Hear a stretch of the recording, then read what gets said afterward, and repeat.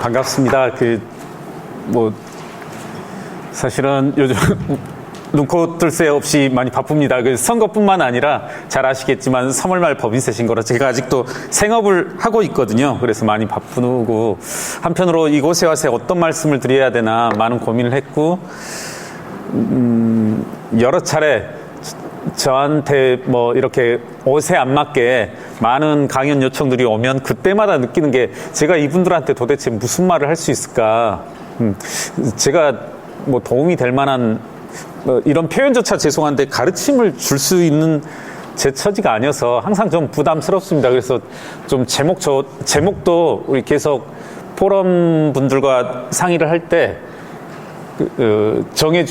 제가 이와 같이 던졌고 바꿔주신 게 시민운동가의 눈으로 본 한국 기업이 나아갈 길인데, 제가 나갈 길을 어떻게 알겠습니까? 저는 시민사회에서 바라본 한국 기업이라고 해서 좀 그간의 제 짧은 소회, 어떻게 보면 상당히 비판적인 관점에서 저희 기업들을 바라봤었고, 특히 재벌 기업들을 이제 바라봤었는데, 조금 저도 한 발짝을 좀 물러서면서, 그리고 정치에 몸을 담다 보니까 참 제 스스로도 많이 반성하게 되더라고요. 좀 그런 시각들을 담아서 한번 같이 이야기 나누는 방식으로 해보겠습니다.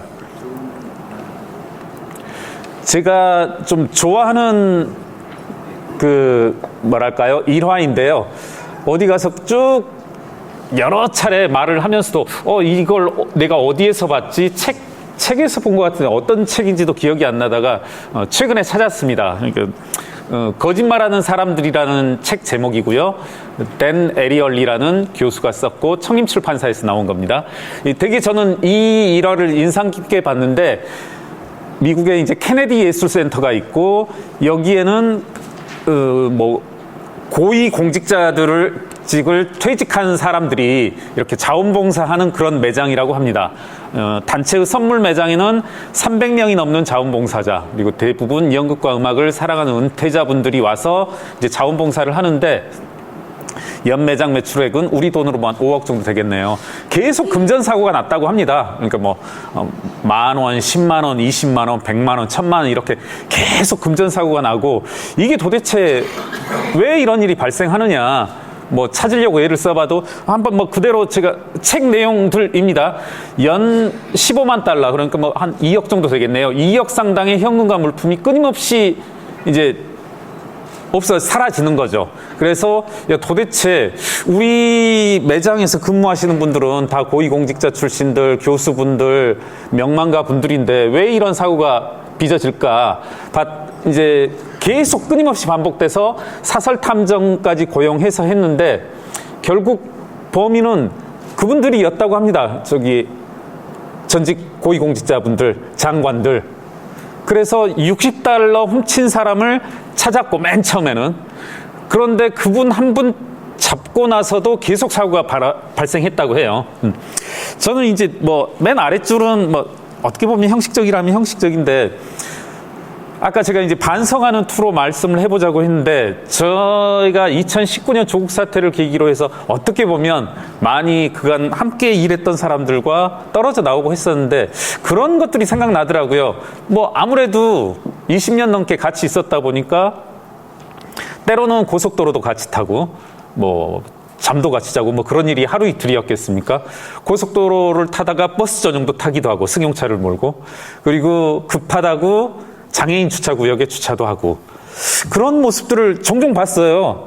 우리 한 분은 최근에 출마하신 분이네요. 최근에 출마하신 분인데, 좀 많이 의아했었거든요. 왜 그러지? 저럴 필요까지 있을까? 이렇게 장애인 주차구역에도 서슴지 않고 주차하는 것을 보면서 되게 놀랐었는데, 이게 어떻게 받아들일지 모르겠는데, 저는 좀 이 적절한 표현인지 모르겠지만, 누군가 보고 있어야 우리는 좀 달라진다 하는 생각. 보지 않으면 우리 스스로 무슨 짓을 할지 모르는, 그 사람이 어떤 도덕군자라도. 그래서 이제 결국은 이 단체에서는 많은 고민 끝에 결국은 이런 거죠. 맨 마지막이 과연 이게 적절한가 하는 것과는 상관없이 그냥 그대로 읽어볼게요. 재고관리 시스템을 개선하고 가격 태그 부착하고 판매 대장 작성하고, 이런 식으로 비유하면 되지 않겠습니까? 우리나라로 치면. 그 CCTV 달아놓은 거죠. CCTV 달아놓으니까 결국은 이와 같은 범죄가 없어졌더라.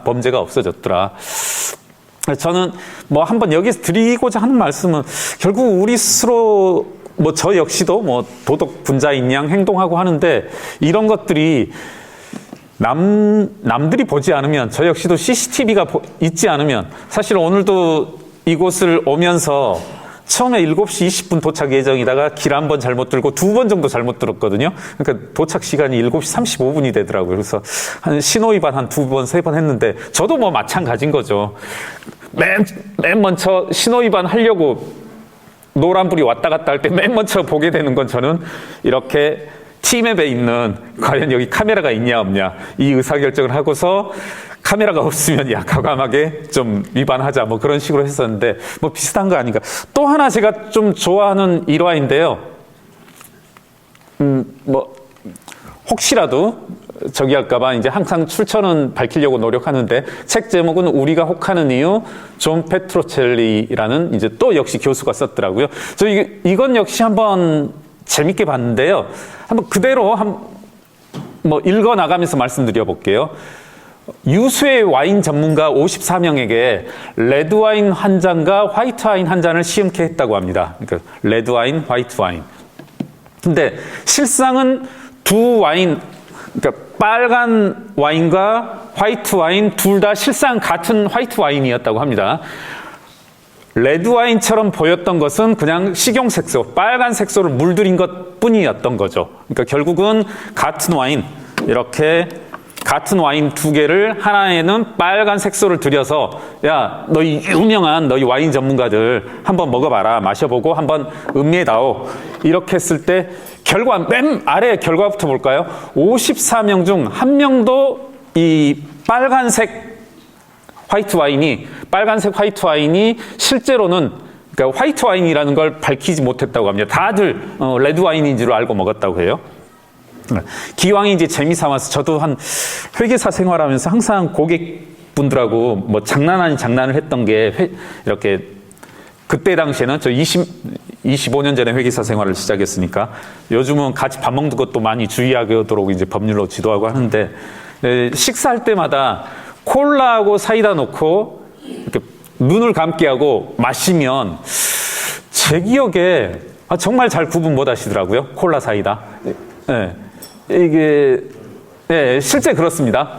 뭐 다시 돌아와서 뭐 한번 보시면 유명한 와인 전문가들은 레드 와인을 마시면서 잼 같다거나 그리고 이런 우리 으깬물을 색과일에서 퍼지는 풍미라고 담았다고 묘사한다든가 갖가지 이제 표현을 했다고 하는데 저는 그렇습니다. 좀 이 일화를 보면서 그러니까 우리 인간은 참 한계가 많다. 뭐 저 역시도 뭐 재벌들을 감시한다고 하면서 권력을 감시한다고 하면서 매번 남을 아프게 찌르고 하고 하지만 저 역시도 오류가 있을 수 있다는 것 뭐 이런 생각을 하는데 좀 앞선 이 일화와 두 일화 저는 개인적으로 많이 강연 도중에 공유하는 이유가 우리 인간은 이만큼 기본적인 것조차도 헷갈리는 그런 사람들이다. 그러니까 쉽게 남에게 이렇다 저렇다 하기는 어렵지 않나 하는 그런 뭐 좀 것을 강조하고 싶어서 그래서 제가 오늘 왜 또 이 두 일화를 말씀을 드리냐면 여러분들은 기업을 경영하시는 분이고 저는 어떻게 보면 자칫 대척점에 있는 시민사회 일원으로서 조금 오늘 어떤 식으로 한번 서로 공감대를 타협점을 찾아올 수 있나 저 역시도 한번 반성적으로 한번 다가가면서 그 시도를 해보기 위해서 이 두 일화를 소개를 드렸습니다. 이제부터는 좀 기업을 대차게 한번 또 까볼게요. 항상 하던 일이니까 저도 반성하겠습니다. 이제 삼성의 소유 구조도이거든요. 이거 뭐 제가 만든 게 아니라 매년 공정거래위원회가 그 주기적으로 발표를 합니다. 우리나라 주요 기업들에 대해서 보시면 뭐 일일이 제가 이걸 설명드리려고 한 것은 아니고요. 맨 위에 이재용 오너가 있고요. 이재용 회장이 있고 그 아래로 정말 뭐 거미줄처럼 이와 같이 얽혀 있는 기업들이 있는데. 우리나라 이렇게 기업 지배구조의 핵심적인 문제점을 뭐라고들 하냐면 이재용 회장이 불과 3%, 이 삼성그룹, 몇 개인지도 아마 숫자도 나올 텐데요. 이렇게, 뭐 대략 한 50개 된다라고 하면 이재용 회장이 이와 같은 거미줄 같은 그림을 통해서 이 50개의 회사를 사실 좌지우지 할 수 있고 하거든요. 불과 이 그룹 전체의 가치의 몇 프로를 소유하고 있냐면 제가 알기로 3%를 가지고 있고 이것은 재벌 기업 모두 다 비슷하다라고 알고 있습니다. 뭐 LG든 뭐 SK든 뭐 현대자동차든 뭐 모두 다 비슷한데 결국 왜 이와 같은 난맥상을 만들어 내야 했느냐? 작은 지분으로 많이 지배하기 위해서 이런 식으로 만들어 냈어야 되는 거죠. 이재용 회장이 있고 그 바로 아래 이제 삼성물산인데 이 하나의 회사만 있다라면 이 하나의 회사를 지배하기 위해서는 어떻게 됩니까? 뭐 최소치로는 51% 지분을 가지고 있어야 되겠죠. 그러니까 정상적이라면 이 50개의 회사를 이재용 회장은 모두 다 51% 이상 가지면서 지배하면은 뭐 별다른 문제가 없는데 불과 전체 총액의 3%를 가지고 지배하려다 보니까 이와 같이 누구도 이거 뭐 제가 한 10분 정도 보게 한 이후에 제가 10분 후에 한번 그려보십시오 하면 누구도 못 그립니다. 이거 뭐 이재용 회장도 못 그릴 텐데. 그러니까 결국은 뭐 제가 보여드리려고 한 것은 당시 이제 이건희 회장도 그렇고 이재용 부회장도 그렇고 불과 아주 작은 금액으로 저기 보시면 이제 3% 안팎의 지분으로 하고 있고 뭐 모두 다 이건 대동소이하다.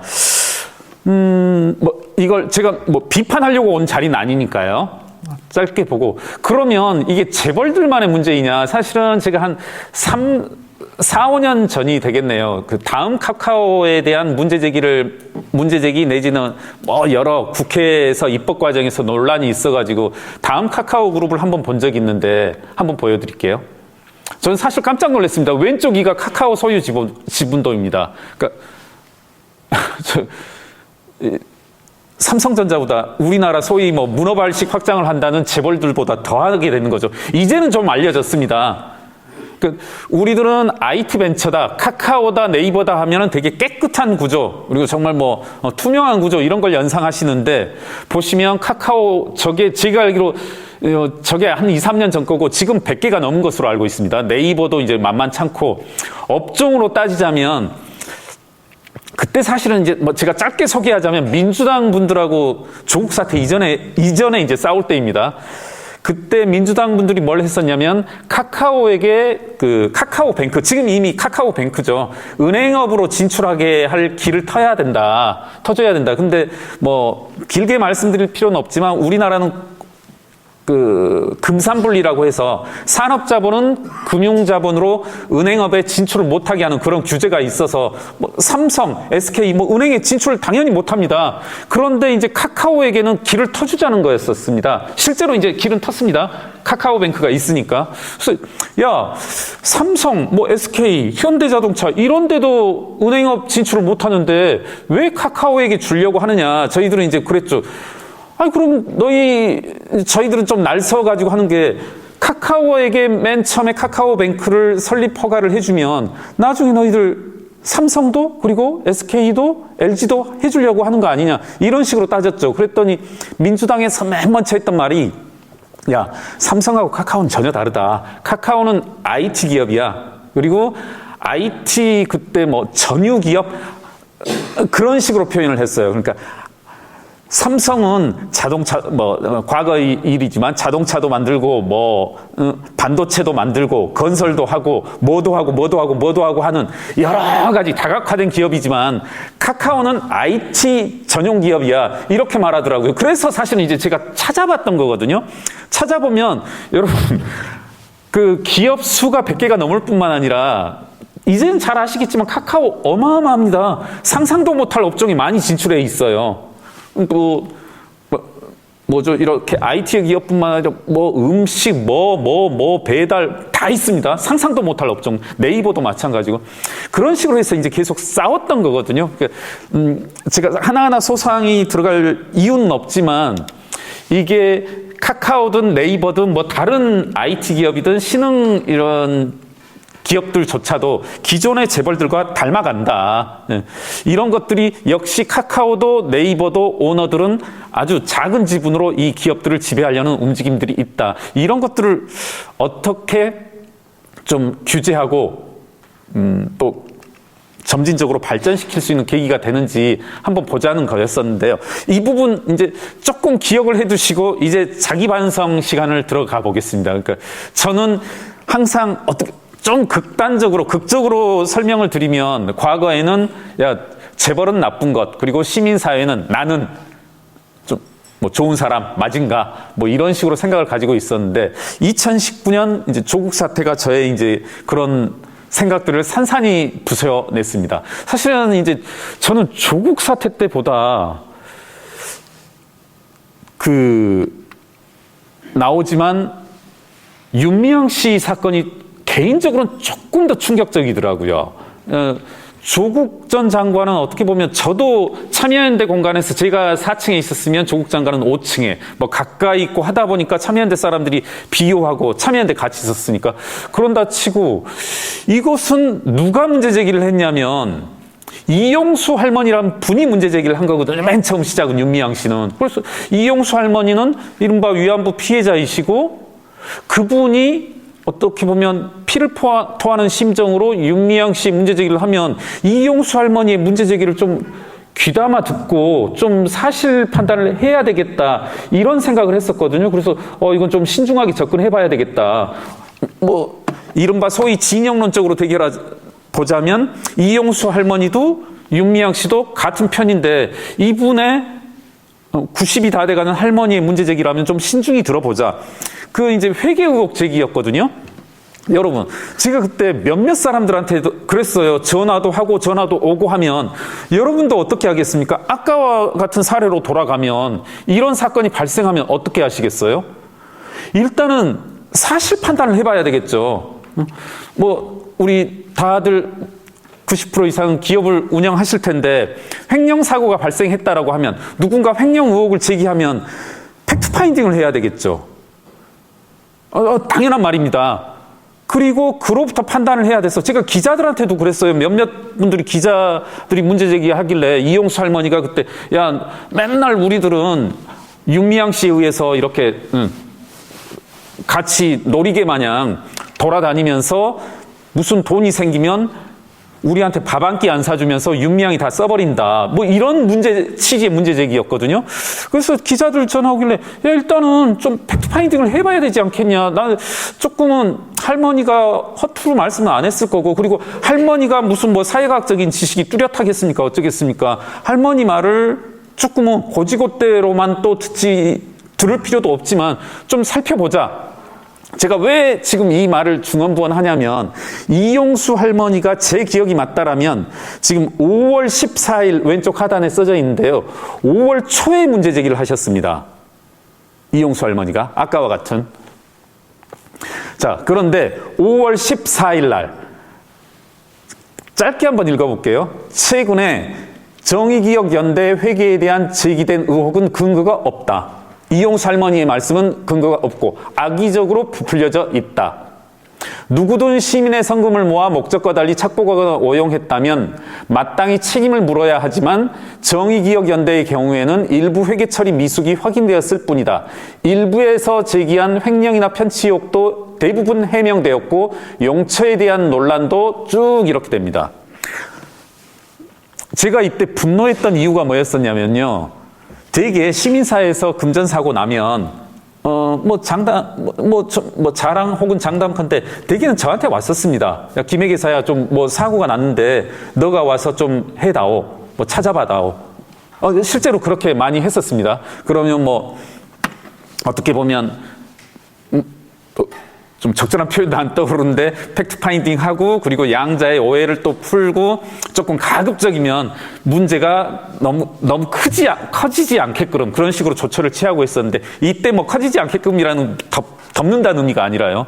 근데 그때 이거 제가 알기로 툭 깨놓고 시민사회에서 저 말고 회계 처리 문제 뭐 밝힐 수 있는 사람 많지 않습니다. 실제로 회계사들이 많지 않아요. 우리 회계사들 보고 저희들은 자판기라고 해서 돈 줘야만 일한다고 하는데 뭐 그런 가역 인력이 많지 않습니다. 그런데 아무것도 하지 않고서 이와 같은 발언들을 한 거죠. 실제로 누구를 죽이기 위해서? 이용수 할머니를 비난하기 위해서. 아시겠지만 이때를 전후로 해서 이용수 할머니에 대한 입에 담지 못할 욕들이 정말 끔찍한 인격적 테러들이 가해졌습니다. 소위 뭐 진보 진영에서. 그게 불과 2주 만에 아무런 팩트 파인딩도 하지 않고. 저는 정말 이때 좀 뭐랄까요? 대단한 분노를 느꼈었고, 한 가지 한번 사례만 봐볼게요. 그러니까 지금 여기 불과 2주 만에 성명서가 발표됐다 그 말은 뭐 사실은 3, 4일 만에 작성한 거겠죠.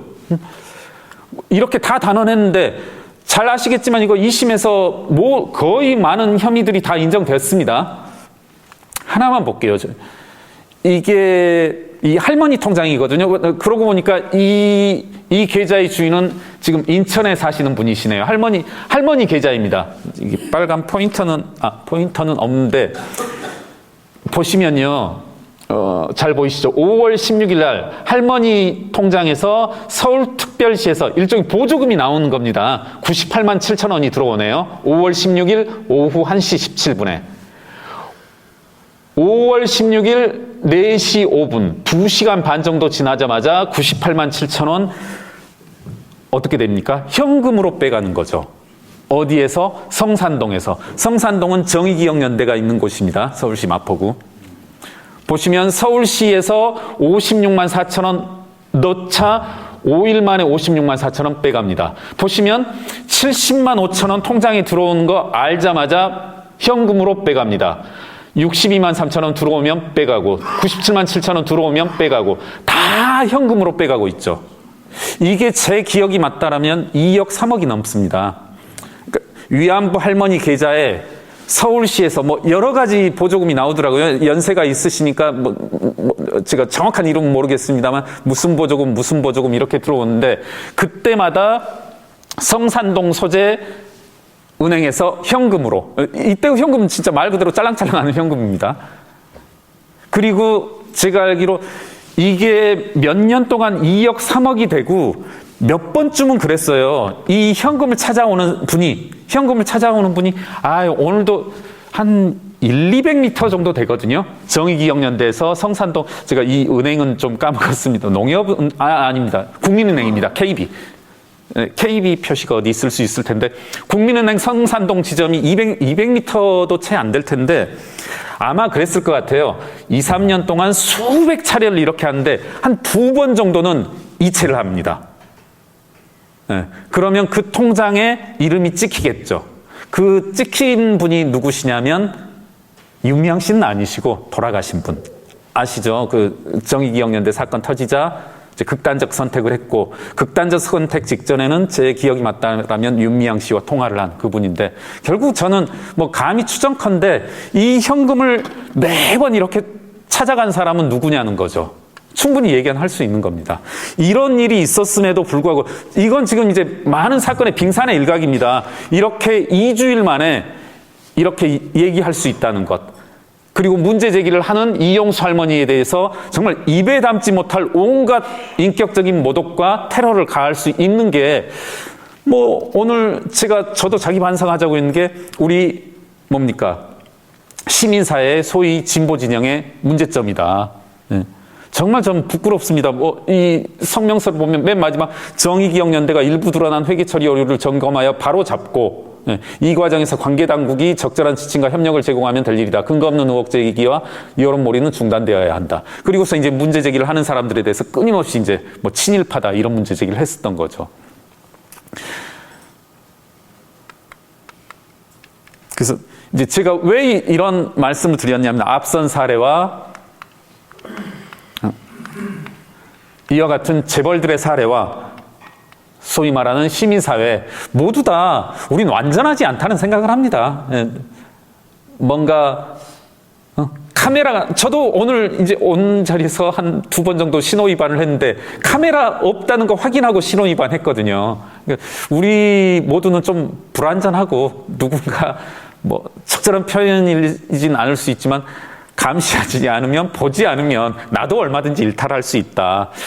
저는 짧게 또 기왕에 제가 이 비대위원을 맡고 있으니까 이런 소회가 들더라고요.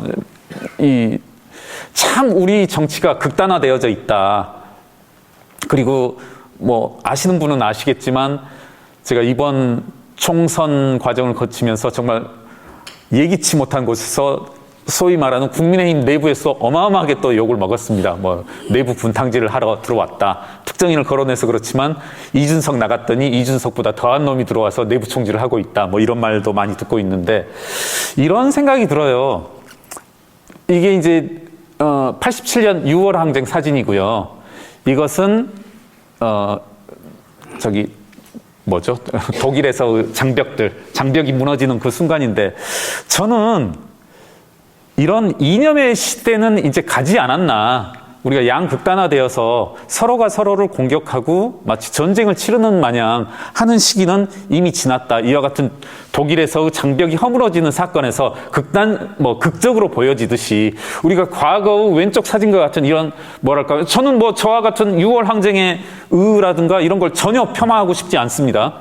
다만 그때와 같은 87년과 같은 지금 벌써 몇 년 전입니까? 37년 전과 같은 그와 같이 군사정부 시절도 아니고 우리도 민주주의라는 것을 어느 정도는 완성한 이상은 극단적인 대립의 시대는 지나지 않았나. 서로가 서로를 못 잡아먹어서 안달복달하는 그런 시기는 지나지 않았나 하는 생각을 합니다. 그래서 저는 뭐 한번 새 인물을 맨 첫 번째 분은 개인적으로도 알고 여러 차례 만나기도 한 존경했던 분이기도 한데요. 저는 굳이 이 세 분의 사진을 끌어온 게 불편하신 분도 계시겠지만 하나의 시대가 지났구나. 그리고 하나의 대립의 시대가 지났고 누군가 자신들이 정의를 자임하고 마치 자신들이 어떤 역사적 소임을 부여받은 마냥 하는 그런 시대는 상징적인 모습으로 좀 끝났다 하는 생각을 합니다. 그리고 대개는 제가 재벌 비판들을 많이 하는데 오늘 재벌 비판보다 좀 자기 비판을 더 많이 하게 되네요. 좀 균형을 맞춘다고 가져왔는데 이 다음에는 또 저기가 되겠다.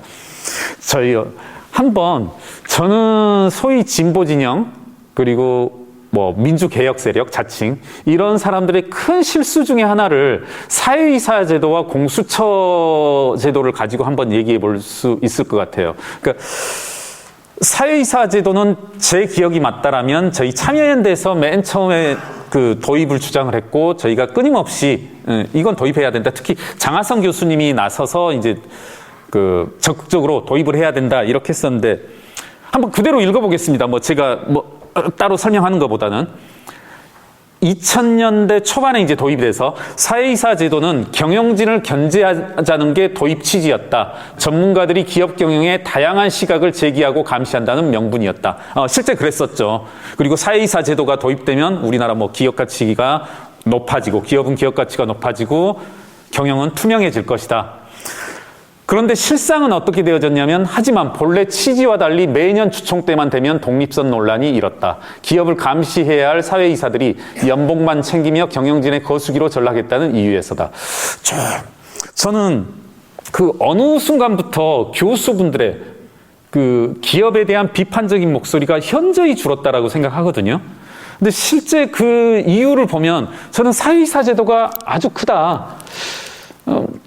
술자리에서 발언이기 때문에 그걸 곧대로 들을 필요는 없겠지만 이 경영학과 교수님들, 법학과 교수님들은 사회이사 자리 하나를 가지기 위해서 상당한 노력을 하고 때로 이렇게 기업에 대해서 재벌에 대해서 쓴소리를 하게 되면 이제 술자리에서 그런 농담을 하더라고요. 김 기사, 나 그 칼럼 하나로 한 연 5천만 원은 잃었다. 이런 표현을 하는데 반농담이겠지만 이게 지금 사회이사 제도가 도입되어서 그리고 사회이사들이 기업에 쓴소리를 이사에 들어가서 하지를 못하거든요, 사실상. 그래서 말 그대로 거수기로 전락됐다라는 그런 평을 얻는데 보다 더 극적인 것은 공수처로 보여집니다. 저 이제 이건 역시도 이제 공수처 역시 이제 참여연대가 상당히 뭐랄까요? 명운을 걸고 도입했던 건데, 제가 어디 뭐 방송에 나가서 한번 그런 말씀을 드린 적이 있는데, 정말 어느 날은 그런 생각이 들더라고요. 이분들은 뭐 방송에서 했던 걸 하면, 공수처를 도입하면 허리병이 낫고, 공수처를 도입하면 뭐 치질도 낫고, 산후조리에도 좋고, 모든 게 다 해결된다라고 그런 식으로 말을 했었습니다. 실제로 많은 토론회를 가보고, 저도 이제 참여연대 일원으로서 가보면, 공수처만 가면 뭐 고위공직자의 범죄에 대해서 독립적으로 그리고 투명하게 수사할 수 있고 어쩌고 하는데, 하나의 뭐 상징적인 사건이 있었죠. 한번 읽어보겠습니다. 참여연대가 2021년 1월달 논평입니다. 공수처는 부패를 저지른 공직자는 지위고하를 막론하고 일벌백계하여 부패 근절에 앞장서야 한다. 무엇보다도 선택적이고 정치적으로 권한을 휘둘러오는 기존 검찰과는 달라질 것이다라는 취지였었는데, 상징적인 사건이 있었죠. 공수처가 출범하자마자 호송차 문 안 열려 제네시스로, 그때 제가 알기로 피의자를 이렇게 수송하는데, 제네시스가, 아마 제가 알기로 이렇게 수사관에 제네시스가 동원되고 막 그런 거였거든요. 그리고 뭐 잘 아시겠지만 공수처 출범한 지 지금 3년 가까이 되지만 사실상 아무런 성과도 보이지 않고, 저는 소위 저도 시민사회의 일원이지만 너무 이와 같은 사회이사제도, 공수처, 이런 뜬구름 잡는, 뭐만 하면 다 좋아질 거다라는 그런 공리공론들은 좀 삼가해야 된다, 이런 생각을 하고요. 시간의 압박을 받으면서 이제 제가 다시 좀 본분에 맞게 이 기업들에 대해서 비판을 해보자면, 이거 제가 좀 무작위로 갖다 놓은 겁니다. 어떻게 하고 제가 이 기사들은 찾았냐면요, 아무 기업이나, 우리 여러분 머릿속에 재벌들 한번 볼까요? 오뚜기, GS, 카카오, 삼성, 해구, 뭐 SK도 좋고, 구글에 SK 일감 몰아주기, 카카오 일감 몰아주기, GS 일감 몰아주기, 뭐 아닌 회사, 뭐 KT 일감 몰아주기 하면 모두 다 뜹니다. 뭐 사실 제가 왼쪽 위에 왜 오뚜기를 썼냐면, 상당히 이제 지배구조가 잘 된 회사다. 특히 이제 문재인 정부에서 띄었었는데, 오뚜기조차도 이렇게 99% 계열사 일감 몰아주기가 있듯이, 이게 좀 일감 몰아주기에 관한 누구 하나 좀 자유롭지 않다. 이거 해보시면 뭐 됩니다. 제가 특정 기업을 딱 집은 게 아니에요. 뭐 삼성이 꼴보기 싫어서 그런 것도 아니고, 현대기아차 일감 몰아주기 하면 다 이런 기사들이 뜨거든요. 결국은 이제 제가 오늘 이제 좀 마무리를 해보려고 하는데, 이게 왜 그럴까요? 제가 이건 꽤 오래된 일인 것 같은데, 15년 전에 북인천 세무서에서 당시 국세청장이 오셔서 간담회를 했을 때 인상 깊었던 장면이, 그 국세청장이 한번, 여러분들 그때 계양구였습니다. 계양구 부평구였었는데, 기업 경영하는 데 있어서 애로사항을 한번 말해다오 하니까 한 5분 말씀하시는데, 제 기억에 3분, 4분이 모두 다 상속세를 말씀하시더라고요. 여러분들도 좀 상속세를 많이 걱정을 하실 텐데, 결국은 이것도 상속세 때문에 발생하는 거거든요. 그리고 뭐 제가 많이 개입은 됐습니다만은, 삼성 바이오로직스 회계 사건도 결국은 상속에 관한 문제였었거든요. 그러면 저 역시도 조금 공감은 가더라고요. 우리나라 상속세가 명목세율로 분명히 높습니다. 아주 높습니다. 이 문제는 좀 어떻게 다른 기업에 맞춰서, 다른 해외 사례에 비추어서 해결해 줘야 되지 않나. 뭐 사람의 당연한 욕심인 것 같아요. 제가 뭐 예를 들어서 100억, 200억 부가 있다라고 하면 내 아들한테 뭐 넘겨주고 싶은 건 인지상정인 것 같습니다. 그런 욕심을 뭐 어떻게 없앨 수 있겠습니까? 제가 빈털터리일 땐, 20대 빈털터리일 때는 내가 가지고 있는 재산이라고 하는 것은 아들한테 넘겨주어서는 안 되는 것이다, 이런 생각을 가지고 있는데, 제가 1억, 2억, 5억, 10억 재산을 가지고 있게 되면 내 아들한테, 정말 요즘 다 저출산에다가 미래 5년 후, 10년 후도 모르는데 내 아들한테 좀이라도 물려주고 싶은 게 이제 사람의 기본적인 속성 아닌가. 결국은 이와 같은 일감 몰아주기도 그와 같은 것으로부터 문제 제기가 발생한다라고 보거든요. 그래서 저는 상속증여세는 어떤 식으로든 좀 해결이 필요한 과제가 아닌가. 이번 정부가 됐든 다음 정부가 됐든. 그리고 저는 이 표현을 싫어하는데 진보 진영이든 보수 진영이든 머리를 맞대고 좀 해결을 해야 된다. 제가 이 작년에 조선일보, 한겨레 신문 저 이렇게 3명 좀 매치가 잘 안 되실 텐데 조선일보 기자, 한겨레 기자 저 이렇게 3명이서 북한산을 등산을 갔습니다. 이렇게 쭉 가서 내려오는 길에 무슨 말을 했냐면 갑자기 한 명이 그러더라고요. 앞으로 한번 20년 후에 20년 동안 우리나라 상속세, 증여세가 어떻게 바뀌는지 한번 두고 봐라. 한겨레 기자가 그런 말을 했네요. 무슨 말이지? 뜬금없이.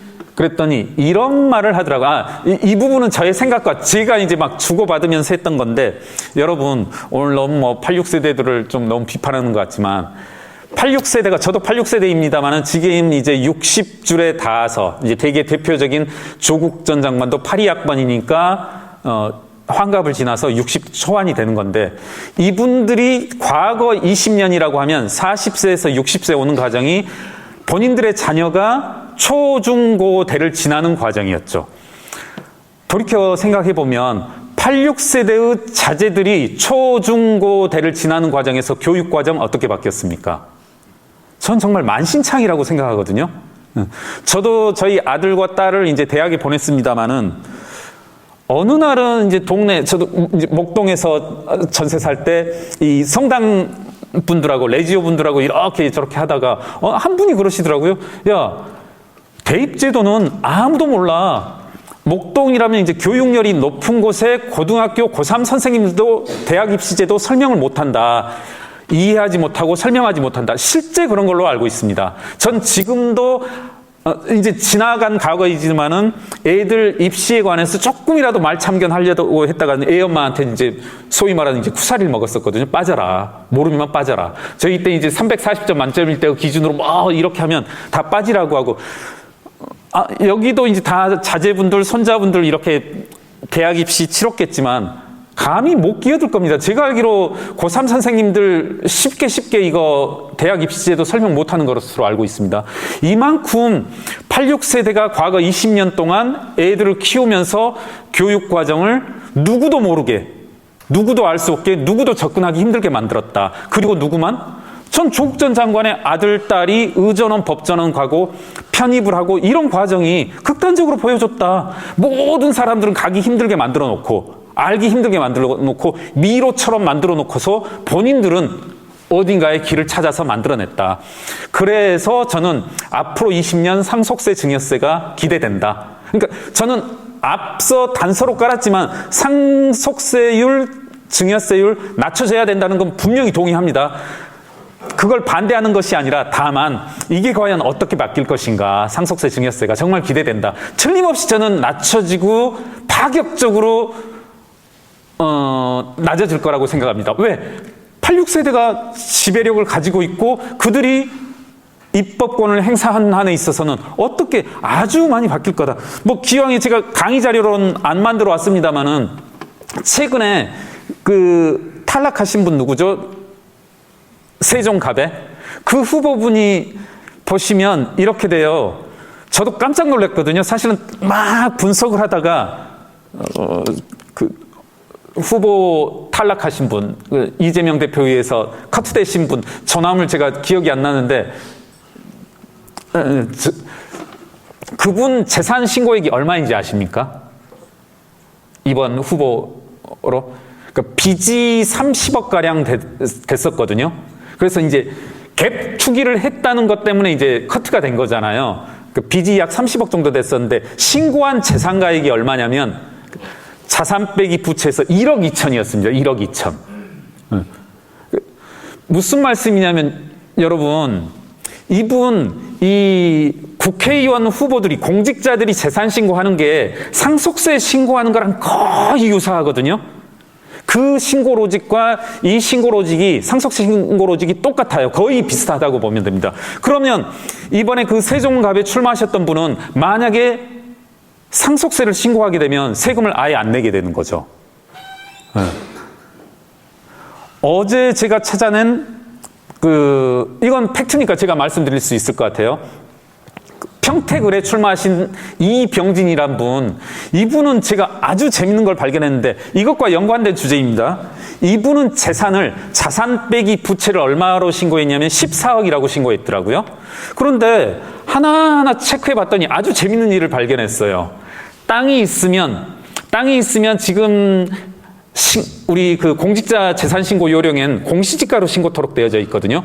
공시지가 또는 취득가액, 실거래가액으로. 근데 이분 뭐로 신고를 했냐면 실거래가액도 아니고 공시지가도 아니에요. 그리고 그것보다 2배가 높은 금액을 써놨더라고요.